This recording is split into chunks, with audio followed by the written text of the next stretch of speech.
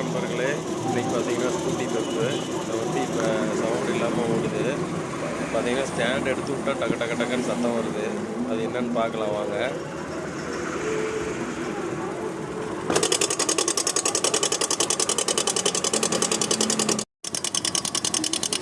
இந்த சத்தம் என்னன்னு பார்த்தீங்கன்னா செயின் டென்ஷனருங்க.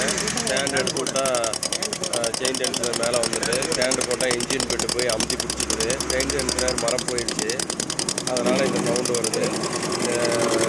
இதை பார்த்து யாருக்காச்சும் இந்த மாதிரி ஃபால்ட் வந்தால் யூஸ் பண்ணுவாங்க.